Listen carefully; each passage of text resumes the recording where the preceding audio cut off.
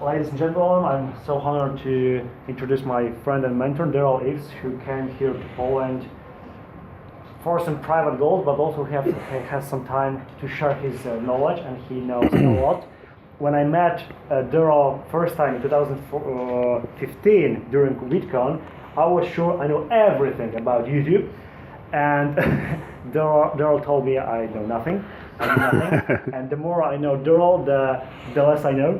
I mean, that I realize I need to learn more, and I think today will be a great opportunity to learn more. If you came here on Friday evening to listen Derral, I'm sure you know who he is and how important he is to YouTube community. So, big applause for one of the biggest YouTube experts, Derral Eves. All right. The floor is yours. Thank you. Is this on? You can hear me just fine? Okay, good. Just to get a quick vote, like how many are YouTube creators? Can I see your hands? Got a few of you. Great, great. How many work for agencies or other companies? So about half and half. Okay, so I have two presentations. I can do the algorithm of YouTube, or we could talk about making money with video. Algorithm. Algorithm? Yeah. Let's take a vote. Algorithm, yes? All right, we're doing algorithm. Okay, which is good. Algorithm's good, right? I thought I brought my clicker, but let me check. Let me just double check so I don't have to. Here we go. Hold on one second. Okay, hopefully this works. There we go. So what we're going to do is talk about the algorithm on YouTube. It's like something that I've been extremely passionate about. I've met a couple people here that have been on YouTube since 2007. I have been on YouTube since 2005. Now, YouTube started in May of 2005, and they didn't open it up publicly. It was just kind of private. They were uploading little things here or there. And then in August is when they actually started to promote it publicly. In November is when I signed up for YouTube. And at that time, my business was actually getting websites to get ranked onto search engines like Google and, well, at that time it wasn't Google, it was Alta Vista and Yahoo and other directories. And then also Google, of course, was that time as well. And what we were doing was really trying to position websites to be found, because our whole goal was to generate traffic that we could convert that traffic into money. And that was something I was extremely passionate about. In 2005 is when we were expanding the company, and I needed to buy a desk. And so I went to Craigslist, which is a website that kind of tells us, things that we can get for free or very low cost. And I bought a desk there, and I saw this little ad for a new website that you have to check out called YouTube. So I went to it, and if you get 100 people to sign up, then you're entered in to win the brand new iPod. Now it's like little teeny iPod Nanos, those little teeny things. And so I was super excited about that. When I went to YouTube, I was blown away because it's the first time I experienced video online without the dreaded buffer, the buffering issue. And I was like, this is fantastic. And then I realized that you could take videos, you could upload to YouTube, and you could take them and take the HTML and embed them on your website and have those videos play, and you wouldn't have the buffering issue. And I'm like, this is fantastic. So for me, what goes through my mind is I want to make more money. And so I went to all my clients that says video is the next big thing. You need to get a video on your website. You need to get a video on YouTube. So all 2006, I was getting my clients to do that. And in the fall of 2006 is when Google bought YouTube for $1.3 billion. And in late 2006, 2007, all those videos that we ranked was getting placed on websites. We're starting to rank in Google, like getting first position on the first page of Google. And what happened is we didn't do a lot of effort in marketing those. We just had to get a good title and some good keywords, and they were coming up in Google results. what we found was the people that would actually watch the video was more likely to pick up the telephone and call a business or go and buy a product online. And we specialize. I basically sold all my clients that I had for doing websites, and I went 100% in on video because I knew that was the future and I wanted to be a part of it. So 2007, we noticed that there was a lot of changes coming, and then they had these other people that were creators that was starting to put consistent content out, and they'd start getting millions and millions of views and millions of subscribers. And I was like, wow, this is pretty neat. And so I was just focusing in on what was making me money, which was getting people to watch the video and then call, because that's how I got paid. And what happened at that time was one of my clients was in, and we live in a desert, and we have to like spray for cockroaches because our cockroaches are like this big. Isn't it true? They're big. They're really big. And so they were spraying in a piano store for cockroaches, and the owner of the piano store came up to the pest control guy, says, hey, I noticed you had a video. That's how we found you on Google. Who does your marketing?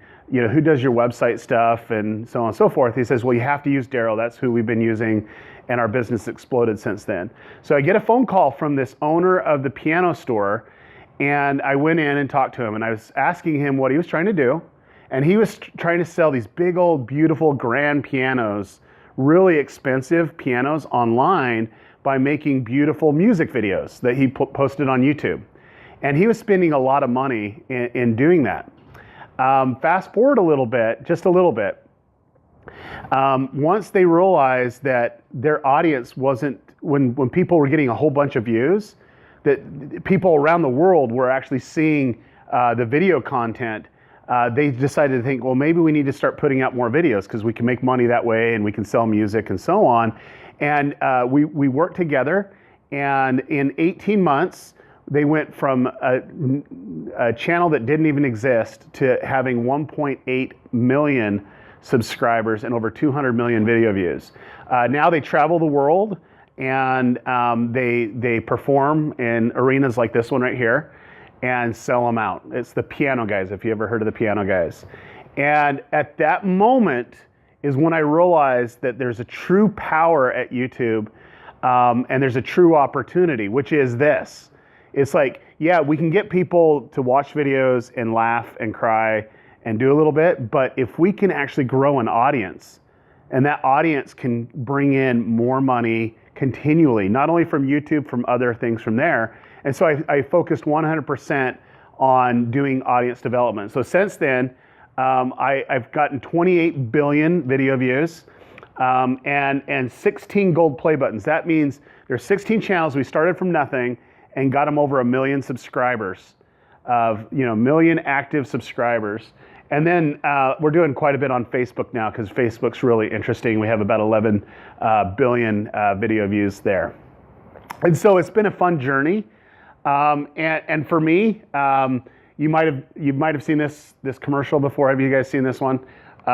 It's a pooping unicorn.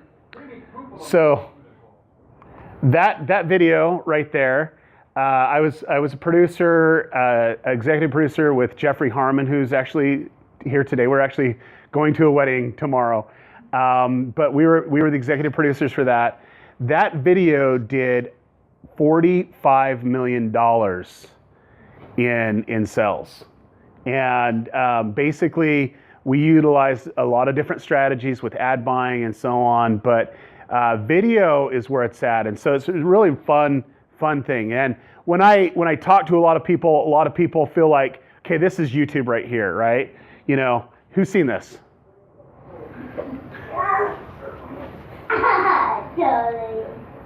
Dolly bit me.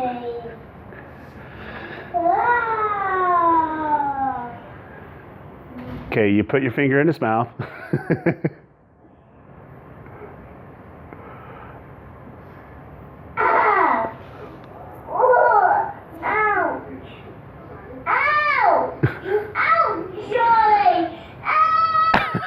Okay, so that was one of the first videos that actually got millions of views. And at that time, YouTube actually had a partner program where any ads that was running before that, they would share with you. And then after this, people decided, you know what? If we do fun things on YouTube or crazy things on YouTube, we can get views, because if we get more views, more people will watch our videos and we can sell more ads, and we can share that revenue with YouTube. And so some people like this, it's crazy. Who's seen this one? Has anybody seen this one?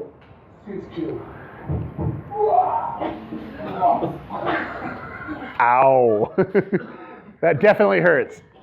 But yeah, so on. I mean, you get crazy cat videos and, you know, everything from there. But what kind of blows my mind is these people that think, hey, if I do something crazy, I'm going to get a whole bunch of views. That's cactus right there. That is crazy. I don't get it. But let me kind of share an experience. Where I live is a place called Zion National Park. This is what it looks like. It's beautiful. A lot of people come from all around the world there. And what I love is the outdoors. It's just beautiful.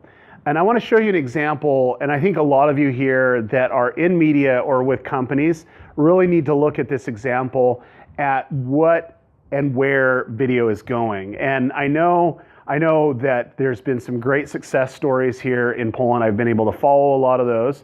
But this is probably the best example that I can give you about the differences of audiences and where video is going, especially here in Poland. So this is an event that actually happens near my house. It's just a few miles away, where they ride their mountain bike down the mountains, which is crazy. It's called the Red Bull Rampage. And what I'm going to do is I'm going to share with you a clip of basically a segment that was on NBC Sports on television, and then I'm going to show you a clip, the exact same clip that was meant for the internet. Do you want to see the difference? So here it is.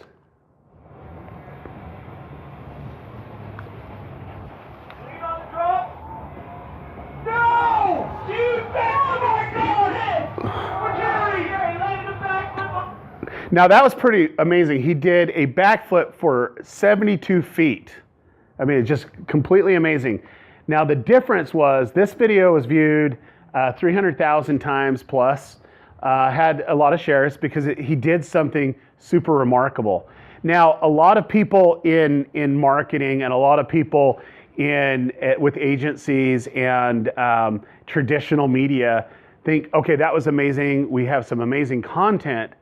But with the internet, it's all about taking it a step closer to the viewer.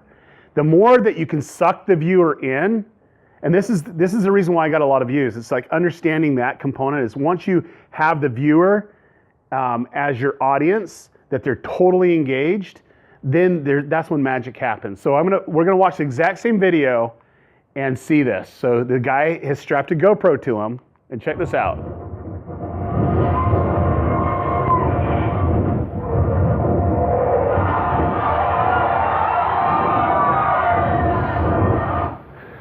Now, the difference is there was no commentators, there was no music, it was raw, it was there. It was the exact same footage that he did before, but the difference is this one got shared 1.6 million times and 120 million video views.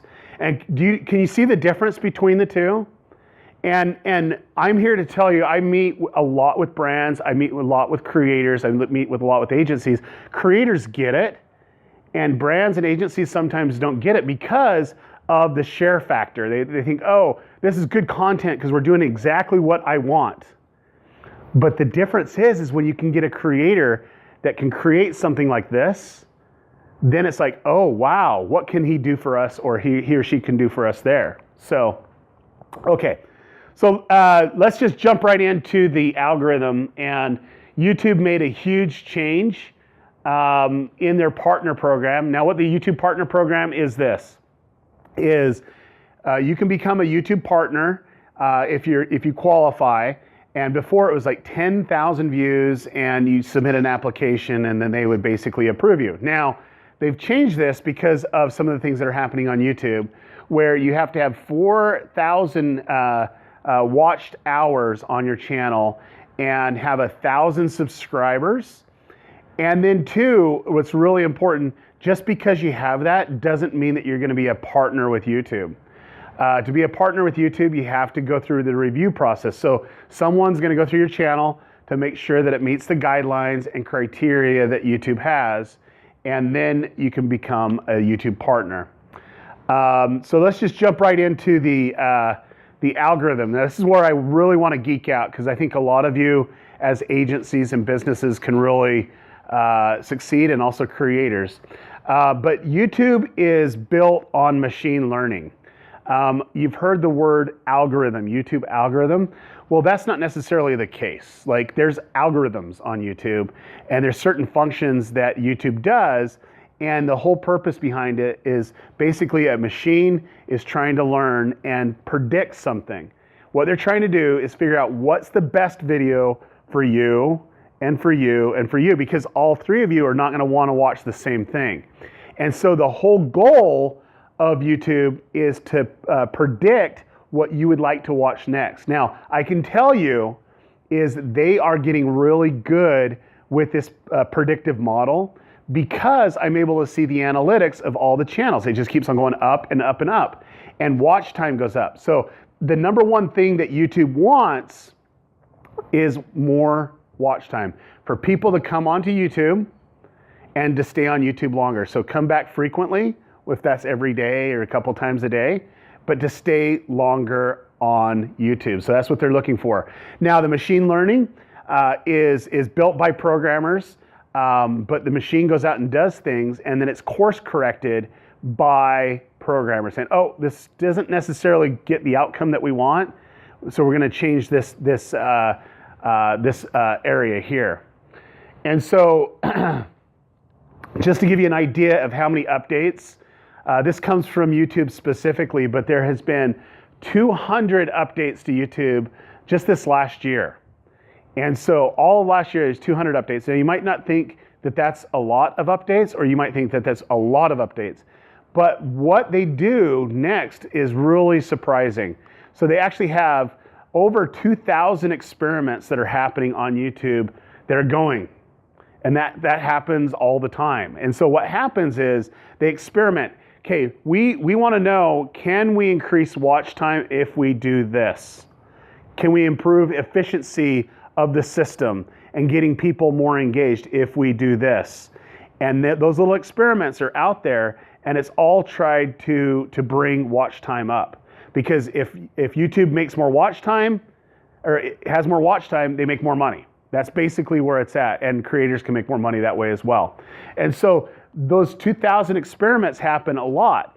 What happens though is sometimes one of those experiments hits our channel, and we start freaking out, and we start changing our strategy when we need to like stop, take a breath, and wait like 30 or 40 days before we do something drastic. I've known a lot of creators that got hit and their views started to tank, and they start changing their strategy, and yet it was only a small period of time that it changed, and before you know it, they're on a spiral down from that. And so they are constantly trying to update the YouTube algorithm. And in fact, I've noticed a huge shift just from the beginning of the year.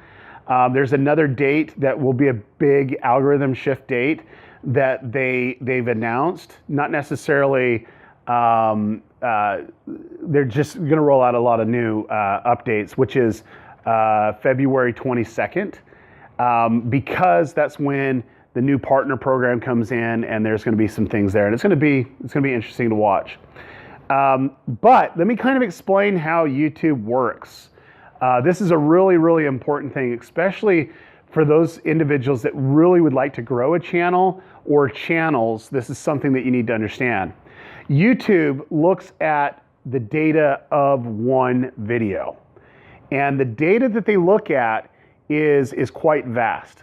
So when you actually upload a video, it has no data on it. All it has is a title, a description, and tags. and you might use some cards and end screen things that's pointing to other videos. But other than that, it doesn't really have any data.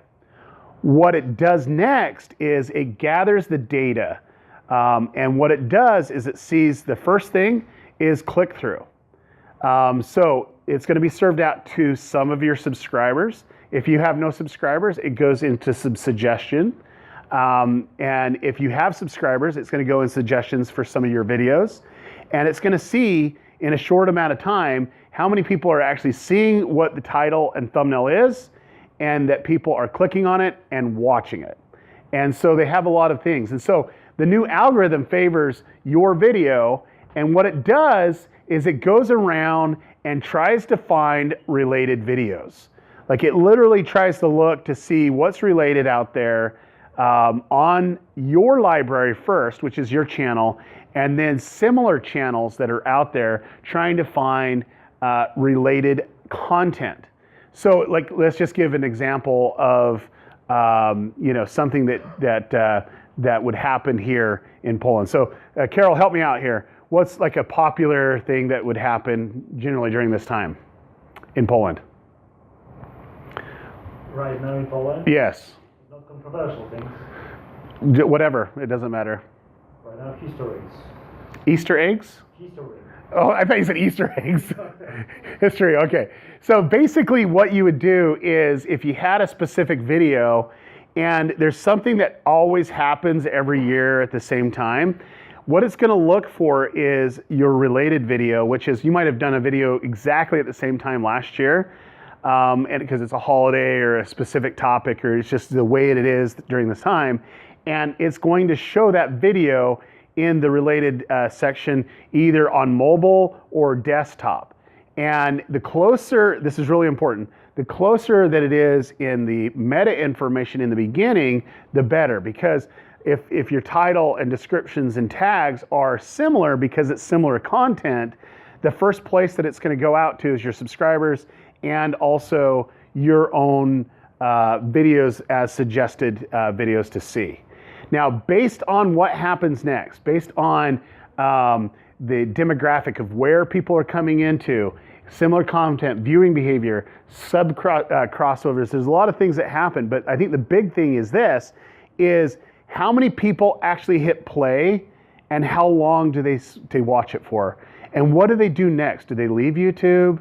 Do they watch another video? You know, that history is really, really, really important behind it. So that clicking the thumbnail and watching the video and what they do next is extremely important. Did you have a question in the back? Yeah, so can you just sort of engineer your metadata to be like a very popular video, and then your video would be sort of linked to that one? That's a great question. You would be breaking YouTube terms of service if your video isn't about that topic. It has to be about the topic. You can't just put those keywords in there if the video's not about it. You'll get hit with a community guideline strike, and if you get 3 of them, your account's terminated. Sure, but even if you're not lying, can you just like try to basically upload it at the same time of day as something like the most popular video on the same topic that you can possibly find? Absolutely.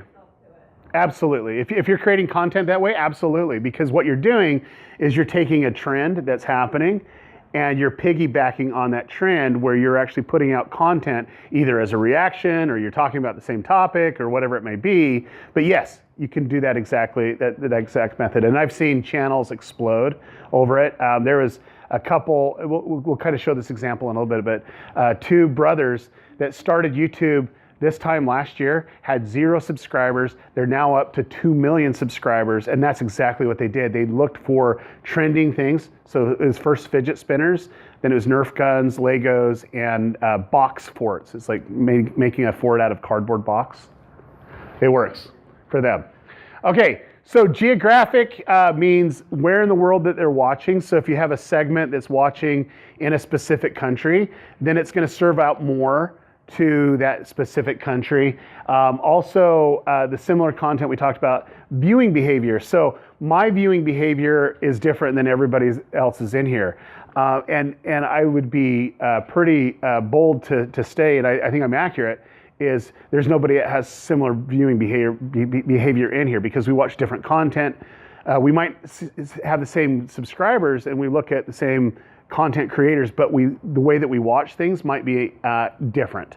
It's not the same. And so YouTube also looks for subscriber crossover, so that if a channel A has, 40% subscribers that channel B has, well then if there's something very similar to those topics, then it's going to share those suggested videos. Now what's really important is there's a guy in California, Matthias. I've worked with him a little bit, and he really smart guy. What he wanted to do when he first started on YouTube was to make money. And then he did. He made a ton of money, started a channel after his own name, Matthias, and he just got millions of subscribers. Well, one day he decided, hey, I want to do YouTube with my brother and brother-in-law. And so they actually started another channel into doing that. Now, here's where YouTube can get really interesting, and it's called power clusters.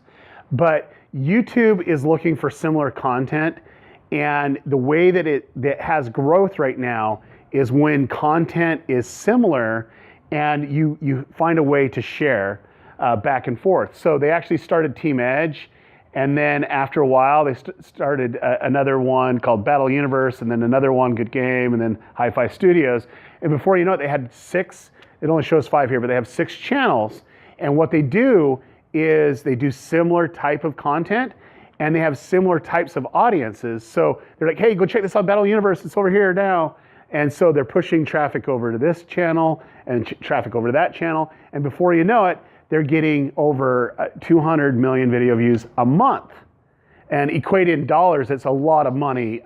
Just not taking any sponsorship, just ad revenue, it's a ton. So YouTube's looking to promote. Now, there have been people that have tried to manipulate this, and I'm not encouraging that, I'm not advocating that.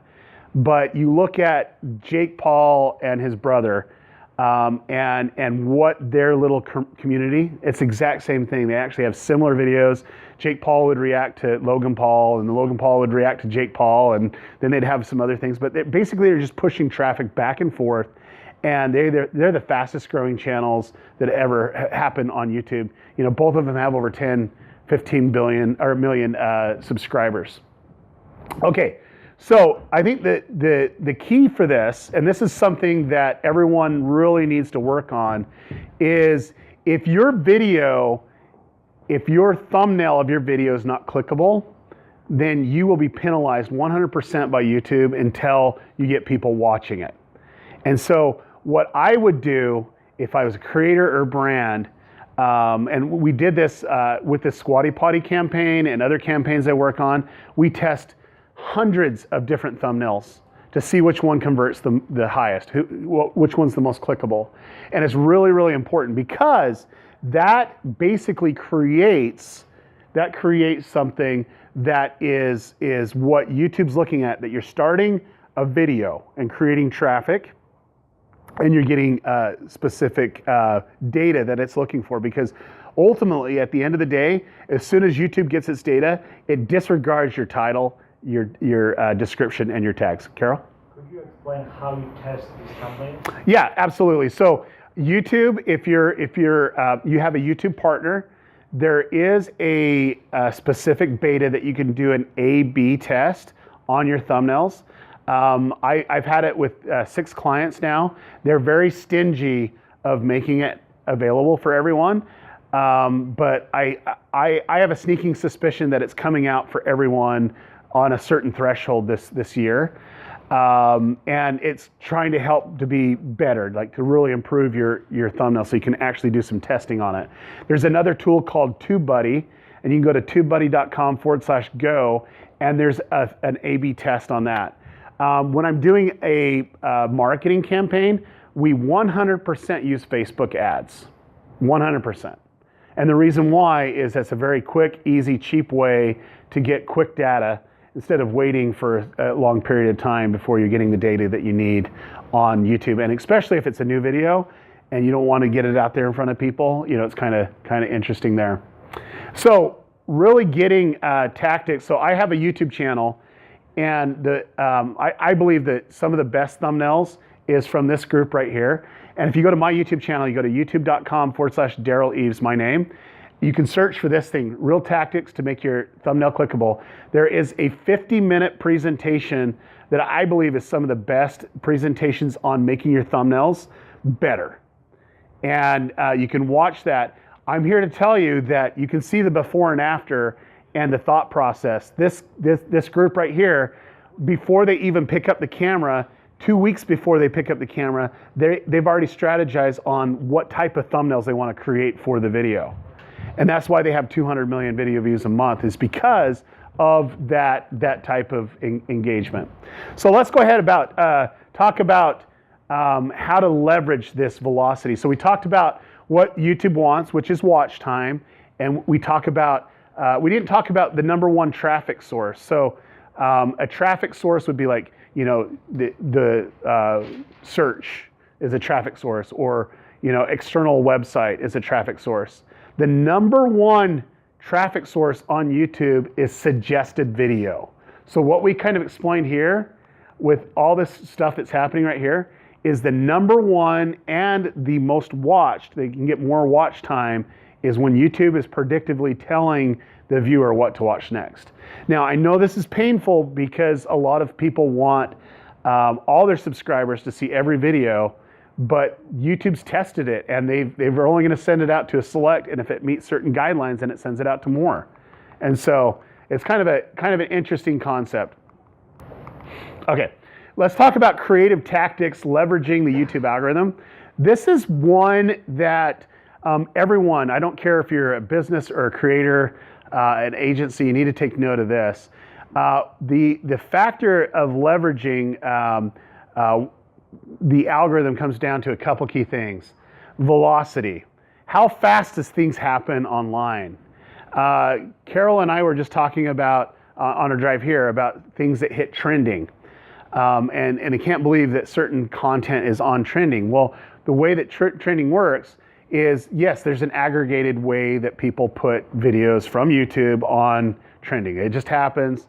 They don't like to admit it, but that's what happens. But there's other indicators. And this, I'm telling you, the velocity of having things happen quickly online, not just on YouTube, but online, will trigger that algorithm to work in your favor, but also putting you in more places all at once. Let me give you a perfect example of this. One of my friends, he has 5 million subscribers. His name's Daniel Markham. He has a channel where he cuts things open to see what's inside. And what's crazy about it is he had an idea to cut open a hornet's nest to see what's inside a hornet's nest. And then he had an idea to cut open his silver play button, because he just got a brand new silver play button, 100,000 subscribers. And then he had an idea on the third video, which is and it's his most watched video, is what's inside a rattlesnake rattle. So he cut that open, okay? And the crazy thing about it is he was on trending for each one of those. And the reason why was the velocity of a couple key things. Number one was the velocity of watch time that was accrued on YouTube. Number two, it was picked up all over online and embedded on news websites, science websites, different blogs. And the velocity of that was very, very fast. The rattlesnake rattle just went up, it just blew up. And then so that video naturally went to trending because YouTube says, oh, it has a high velocity of views, really good engagement on the video itself, plus it also has all these outside sources saying it's credible. So let's go ahead and trigger that. I'm going to give you a couple hacks. I like to give hacks just to help people. This first one is called the live stream velocity hack. So if YouTube really wants people to come together really quick and they're looking at how fast it's actually happening in a period of time, whether it's an hour, 24 hours, 48 hours, whatever, and if we can actually do a couple things to help amplify that, then it's really important. So YouTube wants you to go on social media and tell everyone that you just posted a video to get that traffic to come to YouTube. Well, that's what this strategy is. It's basically taking a YouTube live stream, which everyone has, and basically what you do is you go on live on your YouTube channel and you use social media. Say, hey, we're gonna go live. We're gonna do something we never did before. We have a big video coming out, and we want to chat with everyone that are subscribers or whoever. And you bring them all in before you launch the video. The video's not live; it's actually private, and you're engaging with them. And you want to stay on about 15 minutes. It takes about 5 to 7 minutes to notify everybody on YouTube that you're live and to get them there. And then you want to take another, about 5 or 6 minutes before you release the video. But what you do, and this is an example that I shared with some of my friends. These are Stephen and Carter Scherer. They called me up and says, Derral, we need a strategy. We have a brand new video that's coming out. We put a lot of time, energy, and money into it, and we want it to be the biggest thing that we've done. And I says, okay, let's do this strategy. So I told them the strategy. So they went on 15 minutes before, says, hey guys, we have a brand new video that we've never done before. It's a music video, which is really outside our norm. We hope that you guys like it. And got them really excited about watching the video. And they hit publish. That's all he did, is hit publish on their video. They took the link, put it in the chat, says, okay, here's the link, and we'll catch you on the next video, and pushed all that traffic to this music video. This is the number one, it was the fastest growing video that they had on their channel to date. And also it's their number one video of all time. I think it has about 13 million, maybe 14 million views by now. And basically what happened is they had all these traffic. They had about 4,000 people the first 5 minutes, and they had about 15,000 the next 5 minutes. And so they had about 15,000, almost 20,000 people that immediately went to the video and watched it. That has a lot of velocity, and they watched the whole thing. And what the key was is they were going on and commenting, say, hey, we'll engage with you in the comments. So watch the whole thing. Tell us what your favorite part is. So they did. They went through the whole thing, and they were engaging the whole time for a couple hours, and it just exploded. It just exploded. And just to give you, that was in August. They had about 1.4 million subscribers. They're at 2.1 million subscribers right now. And they are getting about 100 million video views a month. They're just shy of 1 billion right now. And so that's the live stream strategy. Does anybody have any questions on this one? Is that pretty clear? Is that going on every subscriber or only with the bell sign? That's a great question. There's two types of ways to notify. When you actually take a video and you publish it, it notifies through the bell and through the other, there's a couple ways that it does that. Live takes priority, and it actually sends a little thing in the mobile app and a few other things that they don't even have to have bell notification, and it'll start playing for them. So that's a really, really big deal. And what I found is it doesn't matter what you're doing. It doesn't matter if you're launching a campaign for an ad strategy. If you can do this strategy, it just helps the momentum and the growth on that. Now, let me tell you what not to do after the live stream. You don't publish this video and make it public. You make it private, you delete it, or just make it private. You don't take it out to the world, because then if you release it at the same time as the other video, then it competes with it. And you don't want to do that. You want to basically say, oh, this is just a private video. We just did it for the live stream to get everybody here, and YouTube's good with that. Does that answer your question? Okay. Any other questions on this one? We've did this strategy several times, probably in the neighborhood of 40 different times. And there's only one time it didn't work. And the content wasn't that good. That's the reason why it didn't work, because they'd watch it and they went on to something else. Okay.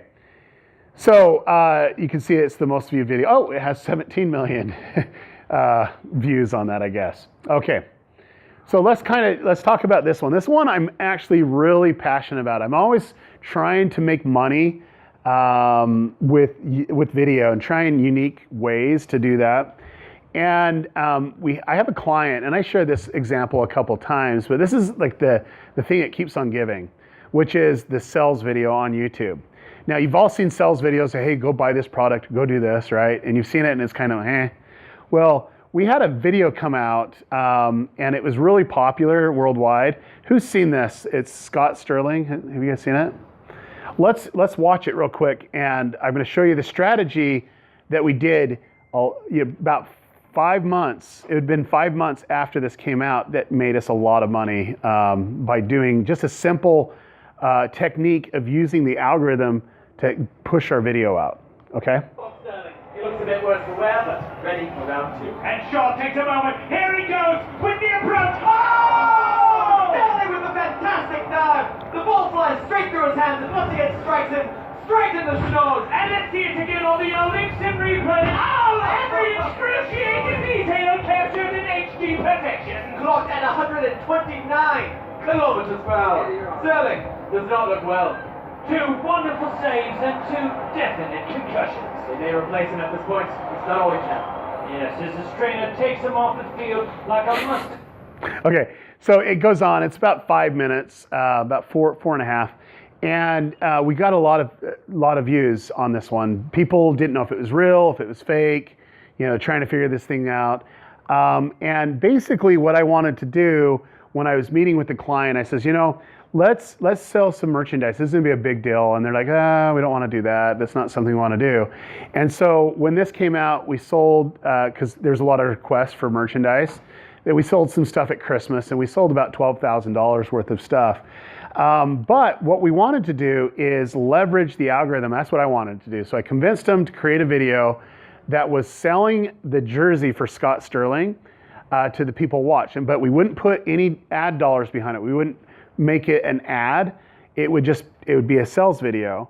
And where it would show up is when people were watching this video right here, it was the next up video that would show up in YouTube. So people were like, oh, wait, he's in the hospital? Let me see. I want to see why he's in the hospital after they watched him get hit in the face so many times. They would basically go to a sales video that was really funny, engaging, told people not to buy the jersey, but it sent them to this page where you can sign up for Teespring. They have one here in Europe. YouTube has a really cool function.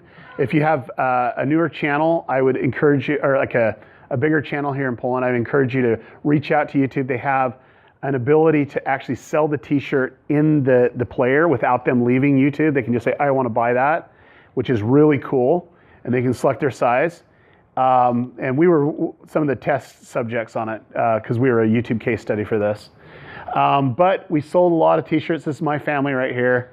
And we did that. So basically, the video went to a suggestion. And you can see that the next up, and I'll show you here, it went to the suggestion, made more money. So it basically went right here, and people would watch that next. Now we had 8.1 million. It's probably 10 million now, but a lot of views. And so we thought, you know what? Can we actually do this again? And can we have another Scott Sterling video? And this one's a little bit shorter, so I'm going to play the whole thing. And you can kind of see the process behind that, okay? Does that sound good? Welcome back to our coverage of the NCAA Men's Volleyball Championships between Yale and North Carolina. If you're just joining us, it has been a roller coaster of an evening. Both teams now tied at 2 sets apiece. The winner of this final set will be the national champions. North Carolina leading by 1. Yale and their team captain Scott Sterling. Love that man. Don't we all? Trying desperately to hold them here, or it's all over. Match point for the Tar Heels. Jones preparing for what may be the last serve of his college career. And here we go. Excellent serves. It's setting up. Here comes the spike. Yale has to stop this return. Oh, no! That's it! Right to Scott Sterling's face. And Yale parked it out. Unbelievable. Buckle up, ladies and gentlemen, because Scott Sterling's face has entered the building. Take a gander at this replay. The angle at which Sterling deflects the ball off his soul is nothing short of perfection. Like watching Da Vinci paint with his face. Yale now on the prowl to take the lead. And Carolina setting up what is about to be a devastating return. And here it comes. Oh, Sterling making another tremendous save. And North Carolina's racing the mother of pearl. Welcome to the heavyweight bout between Sterling's face and everything else. He looks as though he could be praying. The peaceful visage of head drama. We are all witnesses. Testify. Let us feast on the sweet nectar of instant replay. Wonderful save here, just complete sacrifice. The ball flies right past the blockers, into Sterling's winning face, back over the net, and then right back to Sterling's face like an obese homing pigeon. That man will leave this court today knowing he gave everything he could. If he leaves it all. The crowd is now on their feet. Like mythical Atlas who bore the weight of the world upon his back, so too has Scott Sterling bore this team upon his face. Yale has come back from the brink and is looking to put this one into the history books. That's work for Yale. Can Carolina finally push one through Sterling? Crowd Sterling! Here comes the spike straight to the man! The man! The legend! His series held him to his feet. Now they raise him everywhere.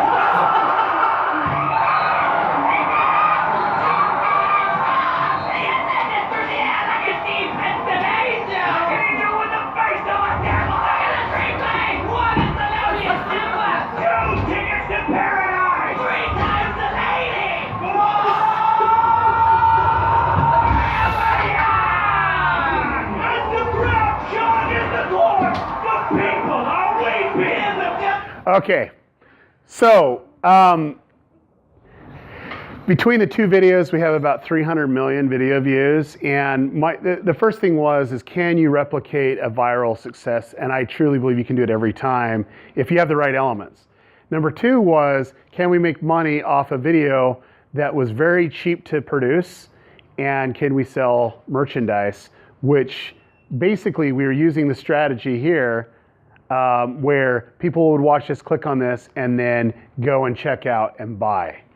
And I'm here to tell you, I'm going to give you a dollar amount. It's over $800,000 in t-shirts, and we haven't done anything in ads. It was just creating one piece of content, and we just had it strategically placed right there to make money.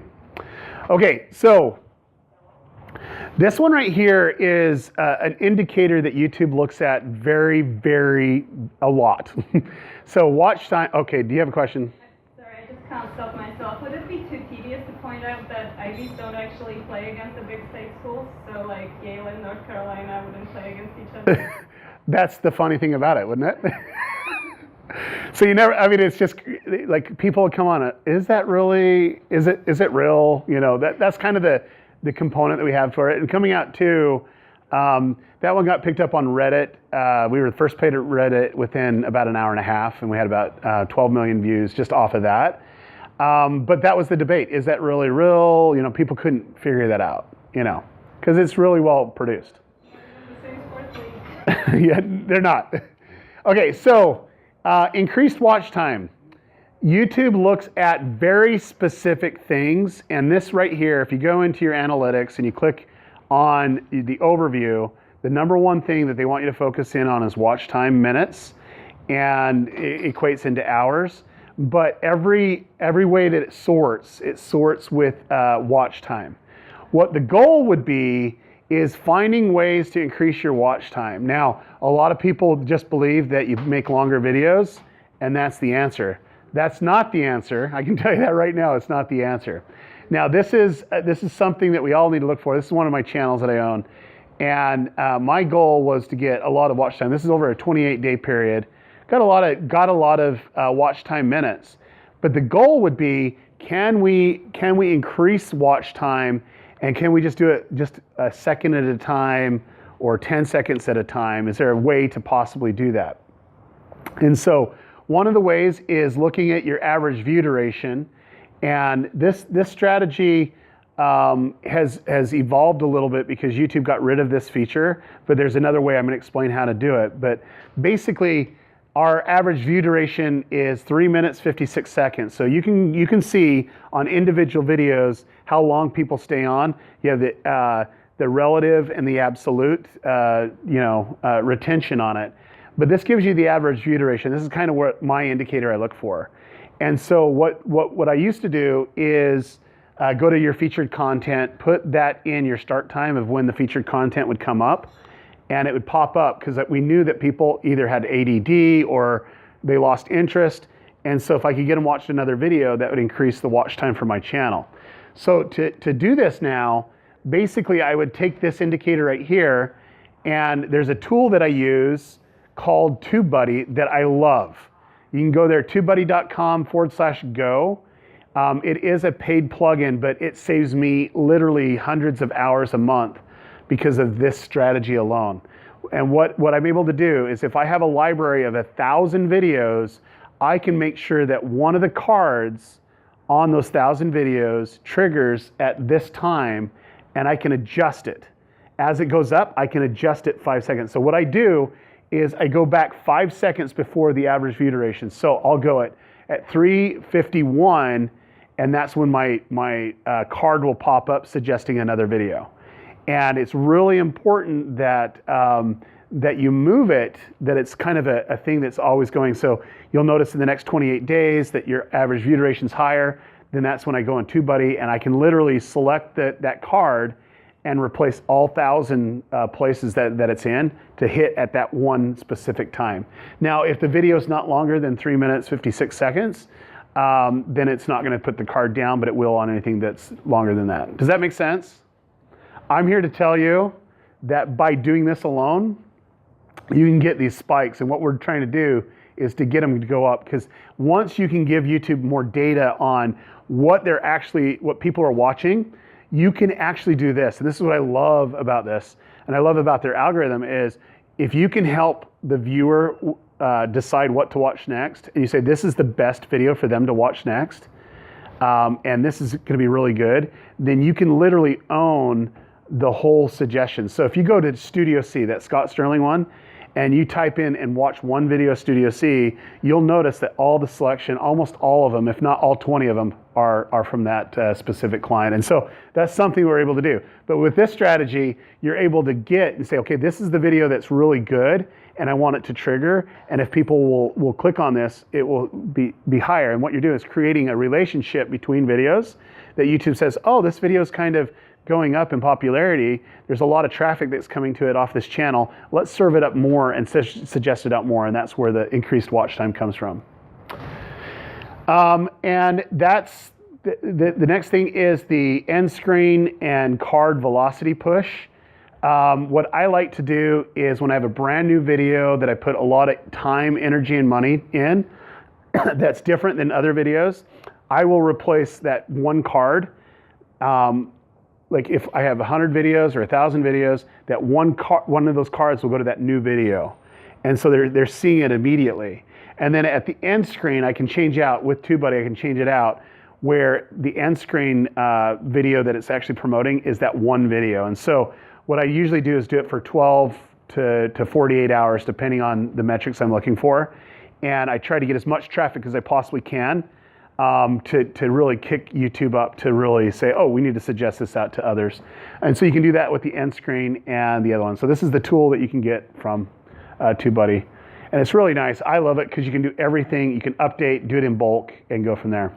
Okay, this one right here is the biggest strategy that everyone needs to take note. I don't care what you do, this is it. And I'm telling you where YouTube's going, it's all about serialized content. Okay, for a long period of time, YouTube would talk about 3 types of videos you can create: hero, hygiene, and hub. Then it became hero, help, and hub. You know, but basically you have those videos we'll call a hero video, which is where you put a lot of time, energy, and money into. I mean, a lot of time, energy, and money. It's like something that you're like, okay, this is going to take off. My subscribers are going to love it. That's your hero video. And what the channels that really get it wrong every time is there's no constant theme on their channel. There's no niche. There's no genre. And so they're kind of all over the place. And so YouTube doesn't know how to get suggestions, don't know where to get the channels to go. But if you do this strategy, it changes it, which is you're going to have a hero video, which you're going to put a lot of time, energy, and money. But what I want you to do is think of more videos. Instead of just doing one, is there 3 or 4 videos you could create that would create a sense of connection between each other, so that it will recommend each other out there. So you might have a video that's before the hero video, and it's like getting people excited about it or wondering about it. Vloggers do this very well in the sense of, hey, I got this new house or new car. Guess what it is? Or they kind of play it up for 3 or 4 different videos. But thinking about what can we do as a pre-video before we do the main video? What would work? Is it serious? Is it 1, 2? I would disagree with that. But is it something that can stand alone on its own, but also use the same keywords and content as your hero video? That's a very big deal. Then what it would be is a post video. Now, post videos might be reactions or stuff that people would engage with. But I like to think, is there a model? And I found right now what really works is this model right here, is try to do 2 hero videos closer together and have your other videos kind of in between, that it's all the same thing. So, and when I say hero videos, it might not take more money, but it might take more production, that you need to do. But it's thinking about what would be the same. So, give you an example of a hero video. If I did something with fidget spinners, I'll just use that as an example, and I was going to do something really, really cool, and maybe I had 2 cool ideas I was going to do in the same video, I kind of break it out and put it into 2 different videos where you'd have hero video 1 and hero video 2, but you also have content between the 2 that would tie everything together. And I'm here to tell you, YouTube, the AI goes nuts over this, because what it does is when you upload the first video, it's like, oh, okay, this is great. Do you have anything in your library that's there? Oh, it's pretty engaging. When your hero video goes out, then the hero video is suggested by the pre-video and then also others. And if it's really good, if you have a good thumbnail, you have a good hook, you have people that's watching your content, then it goes super nuts that it gets suggested out all the time. So guess what happens when this post video comes out? That post video will be suggested even more based off of the relationship of the traffic that this one's getting. Because what YouTube's going to do first is, what's the higher probability of somebody watching that? Is it going to be this video right here? Because you'll have a higher number of people that have watched this specific content that will want to watch this one, because they're called subscribers. And so YouTube says, oh, let's marry this a little bit closer together, and you have a higher probability to have that be next up. And if it's next up, then you're getting more views. And then when your second hero video comes out, then you have 3 videos that's actually promoting it. And I've found that sometimes your hero video is the one that brings all the views in and it complements it across the board. But every once in a while, this hero 2 just blows everything out of the water. And I've also found that sometimes the post video goes nuts. And so it's like, you never know which one's gonna be the winner. All you can do is like put out really good content, but have a strategy of how you're gonna release it. Don't just release it. So let me give you one that I'm passionate about. Who's seen Star Wars at all? You guys like Star Wars? People hate Star Wars, but I love Star Wars. Some people hate. And haters gotta hate.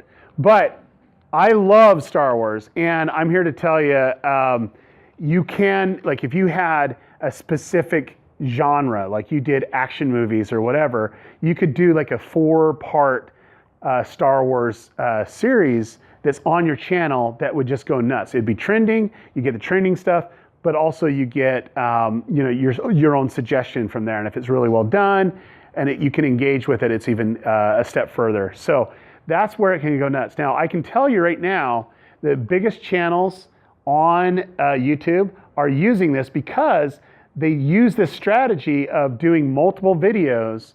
And when the multiple videos are here, then they're being shared by other similar channels that they either partner with. So they might go say, hey, this is what we're doing. You might as well collaborate with us on this one, and then you do a series of videos. And so they're all doing the same types of videos. And so it just cross promotes between YouTube and the suggestion. And it makes really, really good sense for the creators to do it, and they're able to get a ton of views. Does that make sense to everyone? All right. This next one, playlist strategies. I love playlists. Playlists are the most underutilized feature on YouTube, and no one knows how to use them, not even YouTube employees, it seems like. But I'm here to tell you that playlists are some of the most powerful ways to grow on YouTube. If someone watches a video in a playlist, they have a higher likelihood to watch 40% more content on YouTube. YouTube knows this. And so they actually have bots, a part of their AI, that goes out and finds videos to put in playlists that it automatically creates. And if you look in the the analytics, and you click overview, you look in the lower right-hand corner and it'll say playlists of how many videos that are added to a playlist. Those aren't your playlists. That's playlists that YouTube created or other people have put your videos in. And there's several ways they can do that. If they hit the like button, that puts that video in a playlist if they have that option on their channel. But YouTube will actually go out and do that. Now, the cool thing about it is this little feature right here. Now, remember we talked about making 3 to 4 videos that is a series? There's a button here called Set as an Official Series for this playlist. If you click this button, that is telling YouTube that this content belongs together. And they have a hard time ripping it apart, because if this is the first one in the series and there's 5 or 6 videos in the series, the next up video has a higher likelihood that it's going to be the next one in the series, because that's what that button's for. And what I always do is click this one right here, add new video to top of playlist, because that means the top video, and I want you to really pay attention to this, that top video is getting the bulk of the views. If that's your new video, that's going to get the bulk of the views. And what happens next, it brings a trickle down view.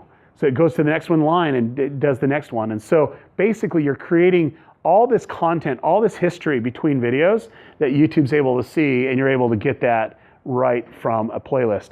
I do love this feature too, which is the auto ad. And I know a lot of creators don't even know this exists, but you can actually create a rule to say, hey, if I use this tag or this in a title, automatically put it in this playlist. And I'm here to tell you that you should be creating, like if you're doing weekly content, like 1 a week, you should be creating a brand new playlist once a month, or if not more. If you're doing 3 times or 4 times a week, you should be creating a new playlist every week. But what you'll want to do is create rules on your bigger playlists that people can be sucked into. And once you use a specific tag or a title or a part of a description, it automatically puts that playlist in there. And it does a couple things. If you do it this way, when you release the video, it automatically puts that video in a playlist, and it doesn't compete with your video. Because after the video, if you actually say, oh, I'm going to put this video in a playlist, and you put it in after you hit publish, what it does is in the feed, it'll say, here's the video. Oh, he just put the video in the playlist. And if they just kind of scroll over that, that's very bad juju for YouTube, because basically saying, oh, they're not interested in this content because it's a duplicate, and they just kind of swipe past it. And you have to think of the user in mind, and this is a great feature for that. Okay. So playlist strategies work really well, and you can actually do something really cool now with this, is you can actually collaborate and add videos to the playlist. So you can actually give different channels a link, and they can actually use that as a playlist, and they can add videos to the playlist. So if you're doing your power cluster strategy of where you're getting similar channels, or you have different creators that are out there that's making similar content, what I would do is, number one, I'd get them on the phone, say, hey, let's talk strategy. I'll help you, you help me. Let's create a playlist that we can kind of cross promote, because all you're doing is telling YouTube our content is similar. You know, people like our content and they like their content. Why not show it there? And what you're doing is creating that suggestion that YouTube's looking for. And so you can do that with anyone from there. If you have multiple channels, you can do it that way as well. It's really, really powerful. This next one is one that a lot of people don't know. I didn't know this until VidCon last year, because I was sitting the day before in a private training that they had. I was with some of my clients, and the YouTube's engineers with search and discovery was actually teaching the presentation, and they talked about this. And I don't know if I was just dumb and I didn't realize it, and that could be the case. But I found out that they said if you actually heart someone, that it sends them an email. An email. Now, don't abuse this, but if you basically say, hey, I love this comment, and I reply to it, That's really powerful, and it sends them an email saying, "Oh, Derral just commented or hearted your on your comment." So what do? They come back to YouTube, watch the video as it's playing because it autoplays, and just see what you said. What it does too is it gives YouTube more data saying, "Oh, this person was interested enough to come back and watch it again." Yeah, they didn't watch it the full time this time, but they came back. That's a big deal. It's a big deal. So you can actually create this. Now, I would not do this. There's a couple tools that I use. There's a vidIQ that I use and TubeBuddy, and it can tell you how many subscribers that people have. And I look at the people that have the most influence, and I says, okay, those are my top priority. And then the super top priority are the comments that I really love. And I try to do that for 20 minutes or so of just commenting, and the ones that I love send the heart, because that will trigger that. And if you can get the most fanatical people saying, "Oh man, he's engaging with me," and they have a following, who knows what can happen. And I've seen people definitely explode. Okay, this next one is very relevant for everyone here, which is the translation strategy.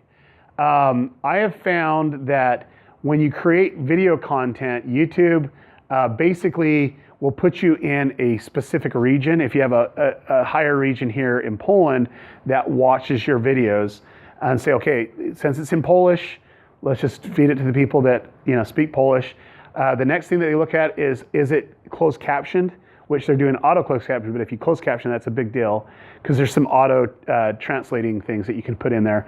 But then two, getting it translated, having actually a transcription in different languages. Now, what I've seen is this: if you want to get more views on your own channel, if all you'll do is upload a transcription file, something that's transcribed, that's a very big deal. I've seen channels double the amount of views they get a month by just uploading it. Now, I know that's kind of crazy because you're not really adding anything, but from their perspective, you're adding value, and they're able to leverage that a little bit differently. I don't know what it does, but we've been able to see a huge increase. Now, also, when you actually upload a video, there's a tab there that you can actually put a translation in for your title and your description. They don't do tags yet, but they do title and description. And you can pick the language. Like for Spanish, when I do Spanish, there's 5 different versions of Spanish you can do. You can do Spanish overall, or you can do Spanish Mexico, Spanish South America, or you can do Spanish Spain. There's different versions of that. And you can actually select that, and then you put the title and description in. What's really important is if you have an international audience, and it is localized, but there are people watching around the world. I'm here in Poland, and there's a YouTuber that I'm going to their private event that they're having. And what's really cool about it is they transcribe their videos, and then they also add the translations in there. So when I go to it, I can actually see what she's saying because I don't speak Polish, but the translation's in English.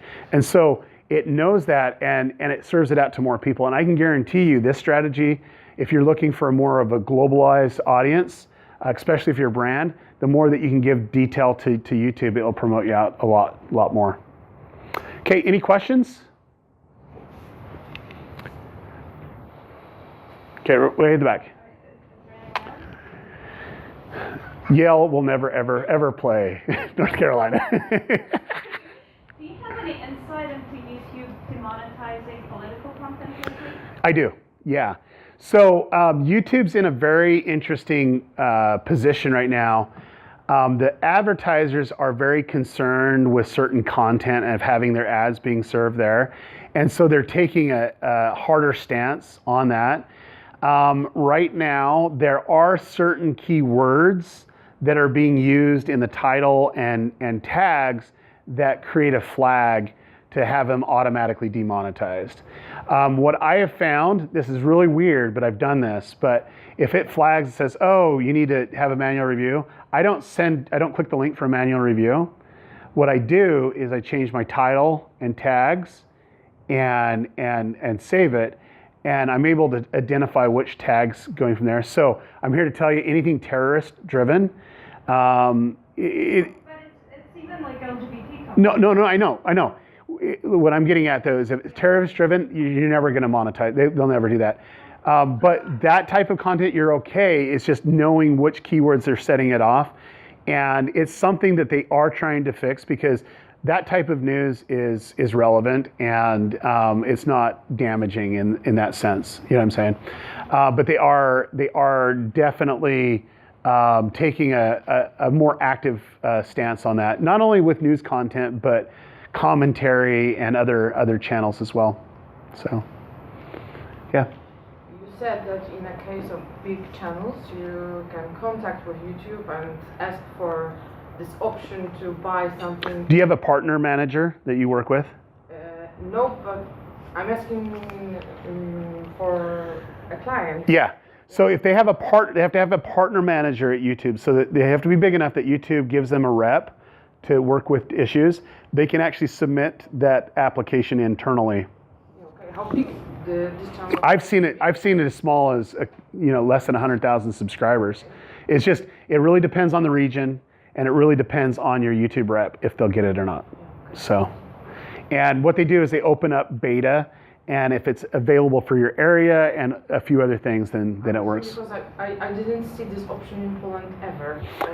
It's being rolled out. I can guarantee you that. So, and it's always good. What I like to do is I like to tell my partner manager, notify me of anything that's happening new, because I want to do it. And they're like, okay, that'll do it. And I'll tell you what, we've been able to do a lot of things that nobody else has been able to do on YouTube, maybe 4 or 5 channels. And it doesn't last, but at least they know that we're willing to try to give them the data that they're looking to collect to see if it's worth it to go out there. But it's helping them, and then they help you in return. Does that make sense? Yeah. Okay, you say about I experiment, our 2000 experiment in algorithm. Yeah. So don't panic when you have some friends. We have some friends. So when we see some tremendous drops, Yeah. don't worry about I never freak out for at least 40 days. Like after 40 days, then I'd start freaking out. I would be concerned, but I would say, okay, is there content that we can do that our audience would engage with? Is it our content or where is it? So I'd look in analytics to see where the traffic's being cut. And it could be that there's some video that was giving you a whole bunch of traffic that's no longer on YouTube. That's been known to happen. There's multiple reasons for that, but I don't generally like to freak out, because if you're putting out good content that people want to engage with, you just need to make sure that they're engaging with your videos, and you'll be okay. It's not that your channel's going to die because you've ran the course on YouTube. It just doesn't happen. People think it does, but what happens is their subscribers become disinterested. And if their subscribers are disinterested, they're not the ones that are triggering that algorithm to go, because they're not clicking on the videos to watch. Does that make sense? Yes. Okay. But I would if it was me, I would, I don't know the size of your channel, but I would assume it's fairly big, but I would get with YouTube and say, is there anything that I need to be aware of? Is there best practices that I can do? They'll kind of tell you, oh no, we just had an update, kind of go from that direction. But if you can think more about suggestion, they're never going to go away from suggestion. That's the whole AI is built on suggestion, and that's how they get all their views. And so if you can start thinking about yourself, how can I make it more relevant for my videos? Then you're going to get more views. So, and every time that people dip, I seem to go up. I don't know why. It's all about suggestion is what I'm getting at. There's a question in the back. Should we go with all those hacks at once, or should we go step by step, not to confuse I would just do what makes sense for you. Like some hacks, like the live stream hack, might not work for you. It really depends on what you're doing. For me, I like to do small tweaks to see what I'm able to change. So you can say, oh, this is a positive thing that my subscribers would do. I definitely would do the serialized content regardless of what you're doing. I think that's really important. And I definitely would look at my thumbnails to make them more clickable. But other than that, it's just like, is it relevant for what I'm trying to accomplish is what you need to look at. Okay. Imagine that I would like to create a playlist with solving different types of equations. Is it better to create one playlist with 100 videos on 10 playlists Would you watch a video? Would you watch a playlist that has 100 videos? If it is Star Wars. Yeah. Well, come on now. Maybe. I guess so. I guess I would. No, but it's like you got to keep it with the viewer in mind. I do always do a playlist that has all my videos in it because I think it's really important to create that history between the videos. But to create one that has over 100, I don't think, like, people can't consume it. What you want to do is get it around, 5, 7, maybe 12 videos max, where people can sit down and watch it in a series. That's really, really important. And About playlist, there is also automatic playlist for algorithms. yeah, So if you have no control. Yeah, you have no control of the automatic playlist, though. What YouTube does is it goes out and finds it, and then it stays in it. Show for connection, because we work. We have a lot of hundreds of videos, and sometimes it's not relevant to each other. Yep. But from the time there is relevant. Yep. We have so series of 100 videos, and we show about this place, about this. They are related. Yeah, I would basically look at your traffic of the playlist. You'll always see that the smaller playlists get more video views. And what I like to use playlists for is not video views. It's to create that association between videos that YouTube can say, oh, these videos belong together. And the more that I can do that, that means I get more suggested video views, because that's the #1 traffic source. I realized that the new Nice shirt, by the way. He's wearing a Star Wars shirt for everyone that hates Star Wars. but I'm not a fan, I haven't seen like 3 or 4 parts, the last one. Okay, you're fired. You're out of here. Sorry for that. I just bought it because it was cheap. So Oh, that just hurts. It hurts. oops, no question. No, I'm sorry. Please. So I realized that community, section, the new one. Community tab. Yeah. Mm-hmm. It shows the materials for the people who even doesn't subscribe. Yeah. I sometimes see things which I went to the channel like once or twice, and I see the like, oh, hello or something, and I'm just, hey, I'm not interested in that. But for us as YouTubers, I think it's some kind of, if you agree, it's some kind of tip when you can put like your new, you upload new video and you see, hey, my subscribers didn't see that, so yep. I can put it in the community section because we can put the videos there. And they can maybe... They can re-engage. We've done some testing on it. I didn't put it in part of this presentation because it's going to be a part of my next presentation at VidCon. But we're still doing the testing right now. It's very interesting in cross-promoting other channels that you like without collaborating with them. It's an easy way to say, hey, go check this video out. I really love it. And pushing traffic, and they can push traffic back that way. But 2, engaging with your subscribers with GIFs, or GIFs, whatever you want to call it, and photos and comments, and even videos that you love is great. Yeah, and it's worth to use it like every day or maybe 1 week. I would see what your you have to see how your subscriber's tolerant to it. Some people might get sick of, hey, why do I see something that's not a video, every day? That's kind of the weird thing about YouTube. YouTube, for some reason, they just don't get social. They don't get it. I think community tab's a great option, but there's no place to share. Like, think about it for a second. If you have a community tab and someone likes something, why can't they hit the share? Like, there's no share button. I'm like, come on, YouTube, think about it for a minute. For example, I made a, what's the name, the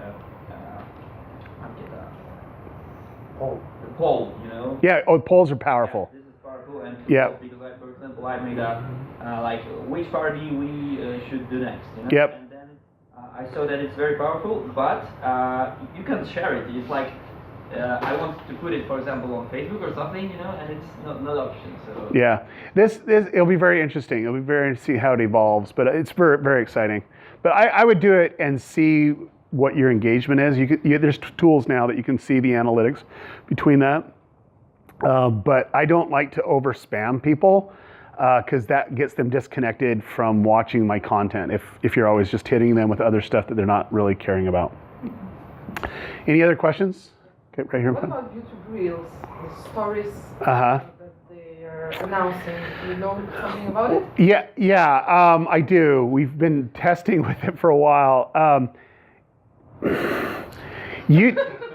I just... You're not convinced. Well, no. It's like everyone's doing that now, right? I mean, it started on Snapchat, then went to Instagram, and then on Facebook, and then what? Excel spreadsheets now have them? I don't know.